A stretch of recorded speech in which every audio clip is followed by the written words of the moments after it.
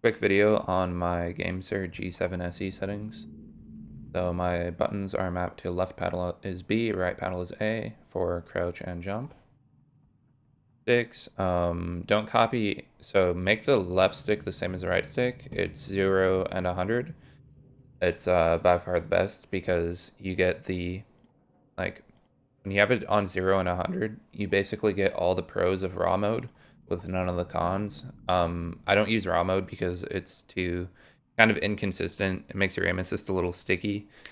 And yeah, just kind of like it makes your aim assist sort of less sticky in a way. And it makes your aim a little bit shaky. Like raw mode's really good, but overall, not playing raw mode is better. So I play on 0 and 100. For this, you want to play on 0 and 100 as well. The reason I play on 0 and 80 is because I have an Xbox stick installed on the left stick. So like instead of a normal Gamesir stick, I have an Xbox stick on the left stick.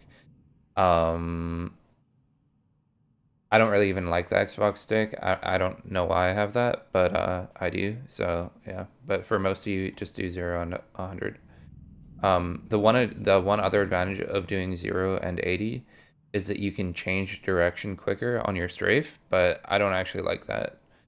So if I were to actually use this controller still, I'd do 0 and 100. Triggers, I do 0 and 1 for my triggers. It's a little bit sensitive. If you want to make it less sensitive, you could do like 4 and 5, like that. I also play on trigger stops. Like I install trigger stops. So that's also a factor in that. But yeah, I really like 0 and 1. Vibration, I just have the default settings for this. So those are my controller settings. Now I'll show you my Apex settings.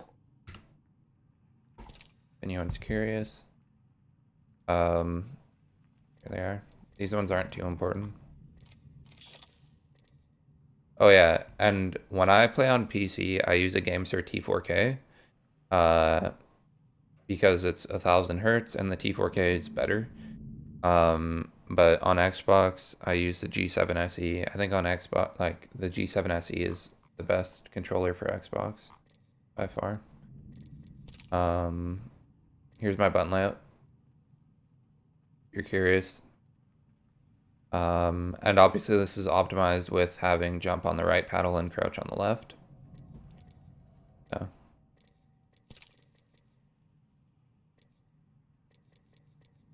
Okay, and then 4-3 linear. Here's my pro optics. You don't have to, these aren't too important. Some people like this, like that, but I like it like that. And then here's my ALCs. And then I use no pro optics for this. Pro optics are a little buggy here. Like a lot of people like to mess with this, but it sort of makes your aim inconsistent and buggy sometimes. I don't like it. But yeah, these are my ALCs. Turn these off every time. So like, here, just wait. Here's my video settings in case anyone's curious. Audio settings. But anytime that I turn on the game, it's really good to go like this. So like, you turn on the game, you open your settings, you go like this. You turn this on, and then you go restore defaults like this. Restore defaults, and then you turn everything to 0. Again, like those top 3. And then keep everything else default, and then you turn these off, and it'll keep your stuff consistent. Like, for some reason, these, even though like every time you open the game, sometimes these will change, even though they don't say they change. Like, it's very complex, but yeah, I got that tip from Designful. So yeah, he says that these sometimes, like, they don't say that they change, but they actually change. So that's why I just, every time I go in, I go restore defaults, and then like go like that, and then I turn these off, of course, and then I'm good. You'll find that when you do that, you'll feel a little looser when you come back.